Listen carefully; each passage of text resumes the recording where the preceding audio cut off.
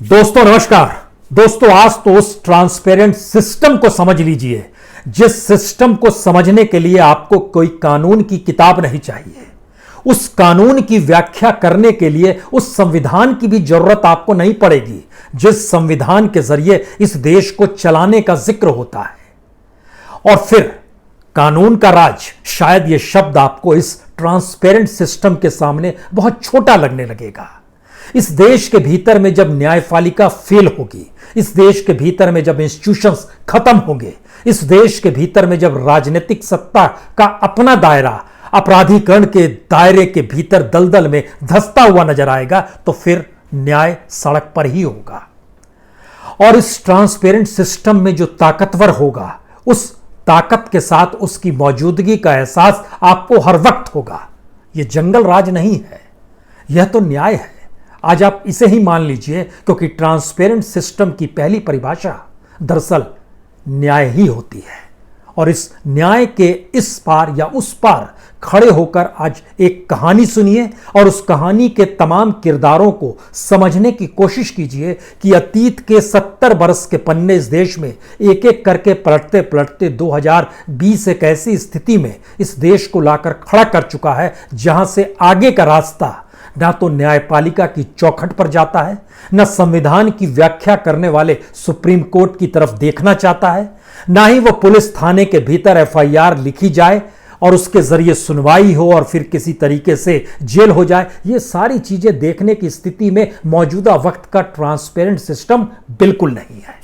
बात शुरू की जाए दरअसल महाकाल के मंदिर से या फिर झांसी से। हमें लगता है झांसी से शुरू करते हैं, क्योंकि महाकाल के मंदिर का जिक्र तो कल हो चुका है। झांसी में रात 3:15 बजे मध्य प्रदेश की पुलिस विकास दुबे को उत्तर प्रदेश की पुलिस एसटीएफ को सौंपती है, जो 10 गाड़ियों में सवार है। इन 10 गाड़ियों का काफिला झांसी से निकलता है रात के 3:15 बजे, लेकिन महाकाल के मंदिर यानी उज्जैन से लगातार मीडिया का रेला भी पीछे पीछे चल रहा है। और विकास दुबे गाड़ी में बैठा हुआ है, जो अपराधी है, जो कई हत्याओं का आरोपी है। उसको एसटीएफ के 2 जवान दोनों तरफ पीछे अगल बगल बैठे हुए हैं। एक एसटीएफ का जवान आगे बैठा है, एक ड्राइवर चला रहा है गाड़ी। आगे 4 गाड़ियां हैं, पीछे 5 गाड़ियां हैं, 10 गाड़ियों का काफिला और इन सब के पीछे मीडिया का एक काफिला। और इस चकाचौंध शोर हॉर्न के बीच लगातार गाड़ी चली जा रही है। कोई सो नहीं रहा है, किसी की आंखों में कोई झपकी नहीं है, चाहे वो पुलिस वाला हो, चाहे एसटीएफ हो, चाहे मीडिया हो। और इन सब के बीच जिसके ऊपर सबकी नजर है वो विकास दुबे क्यों ना हो। लेकिन जैसे ही कानपुर के दरवाजे तक पहुंचने की स्थिति आती है, तो वहां पर कानपुर देहात बॉर्डर है, एक रायपुर बॉर्डर, और ये तकरीबन उस कानपुर की जुडिशरी से 19 किलोमीटर ठीक पहले पहुंचता है। वहां पर एक टोल नाका भी है, और उस नाके में जहां से आप इंटर करते हैं कानपुर देहात की सीमा के भीतर में, वहां पर भौती का इलाका है। उस इलाके तक पहुंचते पहुंचते तमाम गाड़ियां रुकती हैं कुछ सेकंड्स के लिए, और उसके बाद गाड़ियों का काफिला आगे बढ़ता है। उन गाड़ियों के काफिले में एक एक करके सारी गाड़ियां आगे बढ़ती है। एक गाड़ी रुकी रह जाती है, उसके पीछे मीडिया की गाड़ी है। उस एक गाड़ी के रुकने के पीछे ही मीडिया की गाड़ी है। सभी को रोक दिया जाता है, बैरिकेड्स लगाए हुए हैं, पुलिस की मौजूदगी है, शायद कोई जांच हो रही हो, क्योंकि आगे एक वो गाड़ी है जो कि उत्तर प्रदेश पुलिस की गाड़ियों के काफिले में शामिल थी। तो जाहिर है मीडिया भी देखती है, सुबह 6:15 का वक्त है, क्या फर्क पड़ता है? कोई फर्क नहीं पड़ता है, गाड़ियां रुक गई है, हो सकता है आगे जाने में कुछ जांच हो रही हो, परखा जा रहा हो। लेकिन 5 मिनट के बाद सबको लगता है कुछ है, क्योंकि आगे की गाड़ियां तो नजर नहीं आ रही हैं। हर कोई उतरता है, देखता है, बैरिकेड लगा हुआ है, पता करता है, पता चलता है काफिला तो जा चुका है।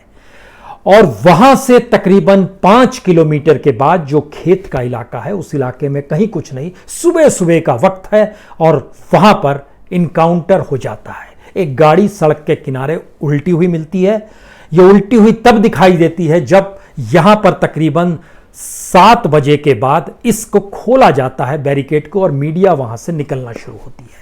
उस इलाके तक पहुंचते पहुंचते तब तक खबर आ जाती है कि यहां पर इनकाउंटर हुआ है, और इनकाउंटर में जो विकास दुबे था वह रिवॉल्वर लेके छीन के भागने की कोशिश कर रहा था। तुरंत हर जहन में कई सवाल आते हैं। पहला सवाल, जब कोई नहीं था तब वो महाकाल के मंदिर में सरेंडर कर रहा था, और जब 10-10 गाड़ियां हैं, पुलिस है, मीडिया है, तो वो भागना चाह रहा था। पहला सवाल ये। दूसरा सवाल, 10 गाड़ियों के काफिले के बीच में वो गाड़ी थी, ना आगे की गाड़ी पलटी ना पीछे की गाड़ी पलटी, और उस गाड़ी के पलटने का असर भी ना आगे की गाड़ी को हुआ ना पीछे की गाड़ी को हुआ, लेकिन गाड़ी पलट गई। और गाड़ी जिस अवस्था में पलटी उसमें जाहिर है विकास दुबे और उसके इर्द गिर्द बैठे एसटीएफ के जो पीछे के 2 जवान थे वह पूरी तरह उलट गए होंगे। उसमें फिर भी किसी में ताकत थी, वह निकला, गेट खुलने की स्थिति में नहीं था, शीशा नीचे करके निकला, खिड़की से निकला और बाहर निकल के रिवॉल्वर छीन लिया, और फिर उसने भागना शुरू किया, और फिर फायरिंग हुई, सारी चीज हो गई, और उसके बाद जानकारी आई कि एम्बुलेंस तुरंत बुलाई गई और उसको वहां से हॉस्पिटल की दिशा में रवाना कर दिया गया। हॉस्पिटल पहुंचते पहुंचते 7:15 हो चुके थे। 7:55 पे जानकारी आई कि विकास दुबे मारा गया है, इनकाउंटर में मारा गया है। इनकाउंटर शब्द जुड़ा होता है सेल्फ डिफेंस से, यानी पुलिस के ऊपर हमला हो रहा है, सेल्फ डिफेंस में उसने गोली चला दी। इस सेल्फ डिफेंस को लेकर सुप्रीम कोर्ट ने एक लंबी चौड़ी व्याख्या की है कि जब कोई इनकाउंटर हो जाए तो उसके बाद क्या क्या करना होगा या क्या क्या किया जाएगा, उसकी भी एक लंबी फहरिस्त है। उस लंबी फहरिस्त में है कि जो इनकाउंटर हुआ है उसके बारे में लिखित या फिर इलेक्ट्रॉनिक फॉर्म में उसकी पूरी रिपोर्ट अदालत को सौंपनी होगी। बिना देरी किए जो भी क्राइम स्पॉट है उसका इन्वेस्टिगेशन होगा, एक क्रिमिनल रजिस्टर तैयार किया जाएगा और उसको कोर्ट को सौंपना होगा। उसको रजिस्टर्ड अपने तौर पर करना होगा, और इस पूरे की जांच जो है या तो इंडिपेंडेंट सीआईडी की टीम करेगी या फिर एक दूसरे पुलिस थाने का एक सीनियर अफसर की अगुवाई में इसकी जांच की जाएगी, जिससे वहां पर मौजूद एविडेंस हो, आइडेंटिटी सीन हो, विटनेसेस हो, इन सब के बारे में जानकारी ली जाएगी। मैजिस्ट्रेट स्तर की एक पूरी जांच होगी और एनएचआरसी को, राष्ट्रीय मानवाधिकार आयोग को जानकारी दी जाएगी, और जो मेडिकल उसको सुविधा दी गई, कब दी गई, तुरंत दी गई, बाद में दी गई, जो एफआईआर है, पंचनामा है, पुलिस डायरी है, सब कुछ अदालत को सौंपी जाएगी। जहां पर इनकाउंटर हुआ उस पूरे स्पॉट की फॉरेंसिक जांच होगी, सब कुछ होगा। हो सकता है ये सारे दस्तावेज तैयार हो जाएं और अदालत में सौंप भी दिए जाएं।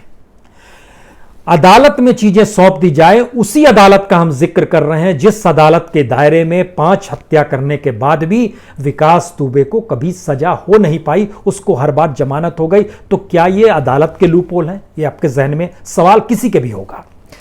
लेकिन इसके आगे का सवाल यह है कि अगर सेल्फ डिफेंस में इनकाउंटर की परिस्थिति थी और इनकाउंटर की परिस्थिति उस शख्स को लेकर थी जो शख्स सरेंडर करने पर आमदा थे, तो फिर कई सवाल शुरू होंगे। लेकिन इन सवालों के दायरे में जिन बातों का जिक्र जगह लगातार हो रहा है कि दरअसल कोई अपराधी अपराध खुद नहीं करता है, कोई अपराधी दुर्दांत अपराधी खुद नहीं बनता है, कोई अपराधी राजनीतिक तौर पर हस्तक्षेप खुद नहीं कर पाता है, कोई राजनीतिक तौर पर अपराधी खड़ा हो जाए तो फिर क्या आईएएस और क्या आईपीएस सभी घुटने टेकते हुए नजर आते हैं।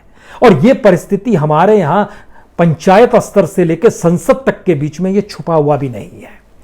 तब इस एनकाउंटर के दायरे में क्या उस अपराधी के जरिए कई आईएएस के नाम आ सकते थे, कई आईपीएस के नाम आ सकते थे, कोई एमएलए आ सकता था, कोई एमपी आ सकता था, कोई सत्ता का कोई शख्स आ सकता था, यह हो सकता था। लेकिन संयोग एक एक करके देखना शुरू कीजिए और लौट चलिए सुई को घुमाते हुए महाकाल के मंदिर में।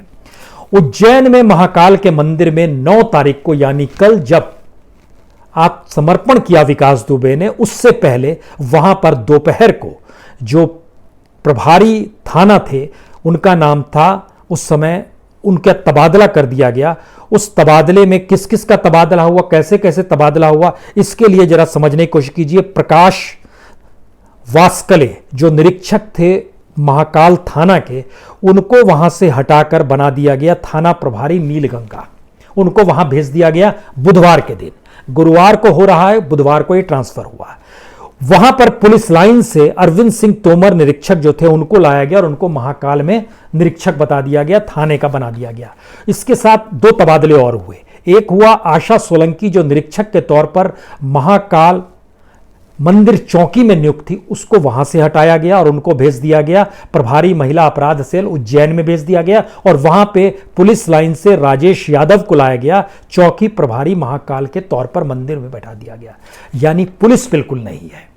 और इसके साथ ही जो सिक्योरिटी गार्ड था, जो प्राइवेट सिक्योरिटी गार्ड एसआईएस का था, जिसने पहली बार पहचाना, उसका नाम लखन यादव, जो कि मंदिर प्रशासन ने उसको इस घटना के तुरंत बाद छुट्टी पर भेज दिया।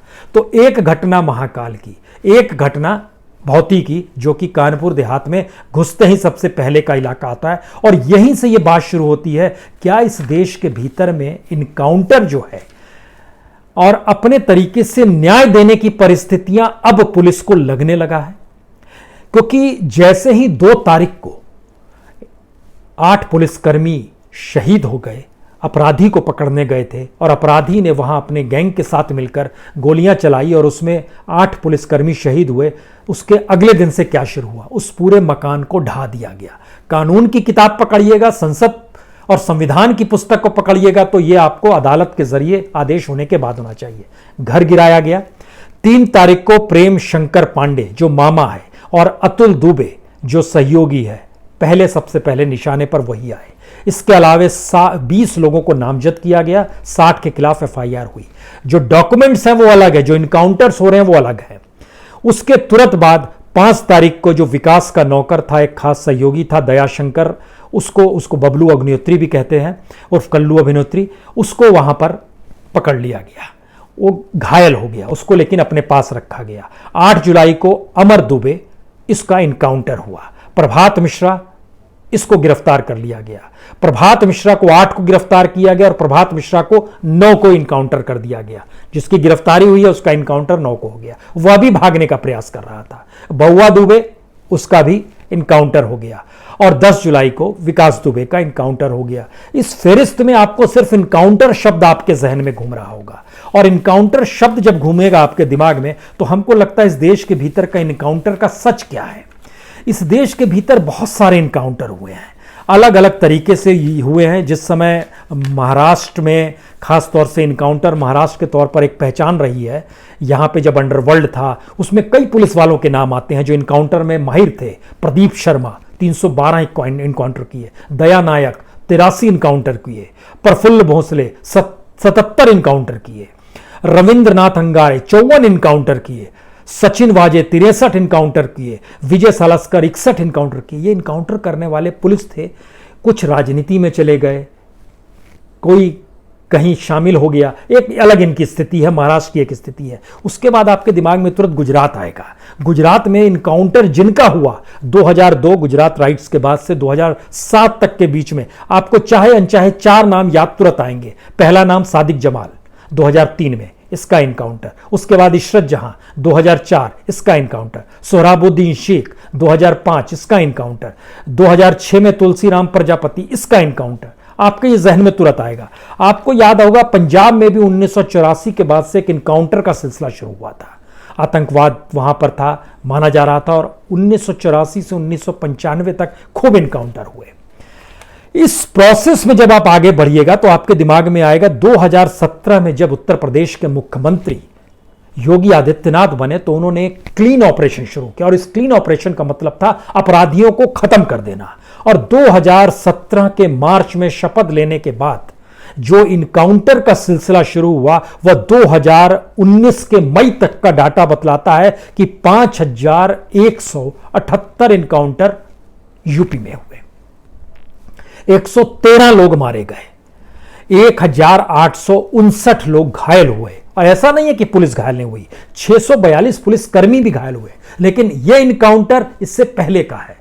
मौजूदा वक्त में जो 5 लोगों का इनकाउंटर हुआ, 6ठा विकास दुबे, और जानकारी आ रही है कि 12 वांटेड अभी भी इस गैंग के बचे हुए हैं जिनका इनकाउंटर कभी भी हो सकता है। और इसके साथ यह भी जानकारी आ रही है कि अब किसी को छोड़ा नहीं जाएगा। इस नहीं छोड़ने की परिस्थिति में अदालत कहां है? इस नहीं छोड़ने की परिस्थिति में कानून का राज कहां पर है? हम इस बात का जिक्र इसलिए कर रहे हैं क्योंकि इस देश के भीतर में उत्तर प्रदेश ही वो जगह है जहां सबसे ज्यादा क्रिमिनल केसेस दर्ज होते हैं, सबसे ज्यादा क्रिमिनल केसेस अदालत तक पहुंचते हैं, और सबसे ज्यादा क्रिमिनल केसेस पेंडिंग पड़े हुए हैं। तो अदालत की महत्ता को क्या अदालत ने खत्म किया है, या अदालत की महत्ता को रसूखदार पॉलिटिशियंस ने खत्म किया है जो कि सत्ता में होते हैं, या फिर एक ऐसा नेक्सस बन चुका है जिसमें राजनीतिक सत्ता जिसकी होगी वही सारी चीजों को देखेगा, समझेगा और परखेगा, उसी के हिसाब से जजेस भी क्या फैसला देंगे या जजेस भी टाल देंगे। यह एक परसेप्शन की बात है, ये आप कैसे देखना चाहते हैं। लेकिन जब उसका डाटा आपके सामने आएगा तब फिर आप समझेंगे कि कानून के राज का जिक्र किया जाए, संविधान की किताब का जिक्र किया जाए, न्यायपालिका का जिक्र किया जाए, या फिर यह मानकर चला जाए कि न्याय तो सड़क पर ही होगा। और हम इस दिशा में बढ़ चुके हैं। इसकी वजह यह है कि अगर सिर्फ बीते 10 बरस की स्थिति देखिए, हम 3.5 करोड़ केसेस पे नहीं जा रहे हैं जो पेंडिंग पड़े हुए हैं, हम सिर्फ बीते 10 बरस को देखना चाहते हैं। 10 बरस का मतलब 2010 से लेकर 2020 तक की स्थिति। इस स्थिति के बीच में इस देश में कितने केसेस हैं जो पेंडिंग पड़े हुए हैं, उस दिशा में अगर आइएगा तो तकरीबन 3 करोड़ 14 लाख केस इस देश की डिस्ट्रिक्ट और सबोनेट कोर्ट में, जो उसके नीचे तालुका कोर्ट होता है, वहां पर पड़े हुए हैं। ये दर्ज है। ये नवंबर 2019 तक की स्थिति हम बता रहे हैं। जून तक में आखिरी बार सरकार की तरफ से राज्यसभा में, संसद में जानकारी दी गई थी कि लगभग जिला और तालुक कोर्ट में 28 लाख केस पेंडिंग है, जो मौजूदा वक्त में जानकारी आती है नवंबर 2019 में लगभग 3.25 करोड़ केसेस पड़े हुए हैं। हाई कोर्ट में सरकार ने कहा था, जो जानकारी थी, 9,20,000 केस वहां पर पड़े हुए हैं। नवंबर 2019 तक की स्थिति ओवरऑल उसमें है लगभग 44,75,000 केस पड़े हुए हैं। सुप्रीम कोर्ट में लगभग 59,867 केसेस पड़े हुए हैं। और ऐसा नहीं है कि दरअसल केसेस की सुनवाई मौजूदा वक्त में, ये एक लंबी प्रक्रिया है जिसमें चीजें खत्म होती चली गई। अगर फिर भी आपको लगता है नहीं, क्योंकि संविधान को नमन करने के बाद मौजूदा वक्त के देश के प्रधानमंत्री ने शपथ ली थी, तो 2014 से जिक्र हमको आपको अलग से बतलाएं तो वह भी बतला देते हैं। 2013 तक इस देश के भीतर में तकरीबन 2 करोड़ 62 लाख केसेस पेंडिंग थे डिस्ट्रिक्ट कोर्ट में और तालुका कोर्ट में, यानी जो डिस्ट्रिक्ट के नीचे सबोर्डिनेट कोर्ट होते हैं, जो कि 2019 के नवंबर महीने तक बढ़ के हो गए 3 करोड़ 14 लाख। हाई कोर्ट में इससे पहले केस चल रहे थे 41,53,000 2003 तक, लेकिन 2019 में ये बढ़कर हो गए 44,75,000। सुप्रीम कोर्ट में केसेस जरूर कुछ कम हुए वहां पर, यानी सुनवाई में तेजी आई है। सुप्रीम कोर्ट में 62,791 62,791 केसेस थे जो कि 2013 में पेंडिंग थे, जो कम हुए और नवंबर 2019 में ये हो गए 59,867। लेकिन चूंकि उत्तर प्रदेश ने एक ट्रांसपेरेंट सिस्टम इस देश को दिखाया है, तो उसके भीतर आइए जरा झांकने की कोशिश की जाए। इस देश का सच यह है कि इस देश के भीतर में जितने भी केसेस होते हैं, उत्तर प्रदेश में सबसे ज्यादा केस पेंडिंग नजर आएंगे। और सुप्रीम कोर्ट ने पिछले दिनों ही, जून के महीने में ही, Allahabad high court, Rajasthan high court, Madhya Pradesh, Patna, Orissa, Rajasthan और मुंबई हाई कोर्ट को एक नोटिस भी दिया था कि आप चीजों को जल्दी से सुनवाई कीजिए, आगे बढ़िए। लेकिन सुनवाई कीजिए और आगे बढ़िए ये कहने से तो होगा नहीं। इसके लिए आपको इंफ्रास्ट्रक्चर चाहिए, इंफ्रास्ट्रक्चर के लिए पैसा चाहिए। कुछ पैसा भी रिलीज किया गया, लेकिन इतना नहीं। कुछ भर्तियां भी करनी होंगी, लेकिन भर्तियां भी इतनी नहीं की गई जिससे कि चीजें और जो कंप्यूटराइजेशन होता है वह भी हमारे डिस्ट्रिक्ट और तालुका कोर्ट में बड़ी धीरे रफ्तार से हुआ है। 2013 तक 13,672 कोर्ट थे जिसमें था, उसके बाद 16,845 कोर्ट हो गए। लेकिन इस देश में कोर्ट्स की तादाद कई गुना ज्यादा है इससे। लेकिन बहरहाल इसके भीतर आइए, जो क्रिमिनल केसेस चल रहे हैं इस देश के भीतर में, लगभग 1.25 लाख क्रिमिनल केसेस पेंडिंग पड़े हैं, बाकी सिविल केसेस हैं। और इस क्रिमिनल केसेस में मर्डर के जुड़े हुए केसेस भी हैं, इसमें फिरौती से जुड़े हुए भी हैं, इसमें अपहरण से जुड़े भी हैं, यानी वो सारे आरोप जो क्रिमिनल केसेस में विकास दुबे पर लगते, उस तरह के लगभग 12.25 लाख केसेस अदालतों में पड़े हुए हैं। अब इसका दूसरा पक्ष है उत्तर प्रदेश, जो पूरे देश में सिर्फ बीते 10 साल में केसेस पेंडिंग हैं, उनकी तादाद है 9,20,000 और सिर्फ इलाहाबाद कोर्ट में उसमें से 2,76,000 केसेस पेंडिंग पड़े हुए हैं।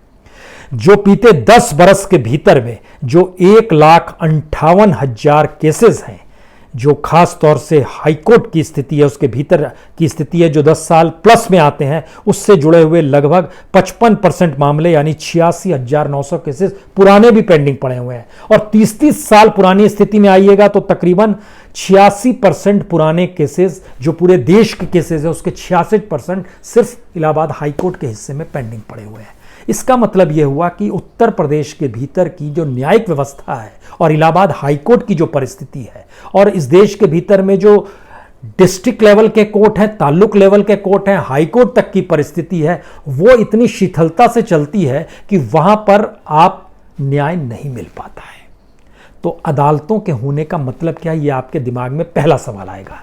दूसरा सवाल आपके दिमाग में आएगा कि अगर अदालत नहीं है तो वो तरीके कौन से होंगे जिन तरीकों के आश्रय इस बात का जिक्र किया जाए कि दरअसल ये इनकाउंटर को सही कोई कैसे कह सकता है। इनकाउंटर को सही नहीं कह सकते हैं तो सेल्फ डिफेंस को सही कह सकते हैं। सेल्फ डिफेंस को सही नहीं कह सकते हैं तो जिसके घर में जिन चीजों के साथ जो परिस्थितियां हुई हैं उसमें वो न्याय देने अगर निकल पड़ा है तो फिर उसको भी आप गलत नहीं कर सकते हैं। अगर इन चीजों को गलत नहीं कह सकते हैं तो हो सकता है आने वाले वक्त में हर कोई न्याय के लिए सड़क पर ही निकल आए और जिसके पास जितनी ताकत होगी उस ताकत के साथ एहसास करे, क्योंकि हमने इंस्टीट्यूशंस को खत्म कर दिया। हमने एक नया इंस्टीट्यूशन का दायरा शुरू किया है। उस इंस्टीट्यूशन में टिप पर वो शख्स है जिसको जनता ने चुना है, और जनता ने जब उसको चुन लिया है तो उसकी हर बात पे ताली हम बजाएंगे ही, चाहे उसके लिए वो पूरे इंस्टीट्यूशंस को खत्म कर दे। इस परिस्थिति में हम आकर खड़े हुए हैं। इसीलिए याद कीजिए, जब हैदराबाद में इनकाउंटर हुआ था, जो 4 लोगों को मार दिया गया था सरेआम, इस देश के भीतर में तालियां ही पीटी गई थी।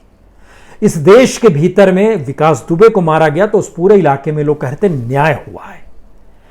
अब यह बताइए, आखिरी सवाल यही है कि इस देश के भीतर में जितने दागी सांसद और विधायक हैं, अगर उनको लेकर इस देश की जनता न्याय करने लगेगी तब पुलिस साथ किसका देगी? असल सवाल यही है। क्या पुलिस सत्ताधारियों के दबाव में है और सत्ताधारियों की ढील के हिसाब से कानून अपने हाथ में ले लेती है, या फिर पुलिस समझ गई है कि पूरा सिस्टम इतना करप्ट हो चला है कि इसमें अगर हमने अपने अस्तित्व को नहीं बचाया और अगर हमने सत्ता के अनुकूल होकर अपराधियों को ही संरक्षण देना शुरू कर दिया तो कल हम भी मारे जाएंगे। और हम भी मारे जाएंगे का शब्द यह है कि इस देश की जनता के भीतर भी कहीं ना कहीं वो सवाल आएगा कि हम भी मारे जाएंगे। और यह सवाल जब बड़ा कर दीजिएगा तो अगला सवाल यही होगा कि कानून की रक्षा के लिए पुलिस की मौजूदगी अगर कानून को खुद हाथ में लेती है तो क्या वो जनता के लिए भी कानून खुद को हाथ में लेगी, या पुलिस सत्ता के अनुकूल रहकर कानून अपने हाथ में लेगी? आखिरी सवाल यही है। जिस दिन जनता अनुकूल हो जाएगी पुलिस, उस दिन बात की जाएगी कि कानून के राज का मतलब क्या होता है। बहुत बहुत शुक्रिया, बहुत बहुत शुक्रिया।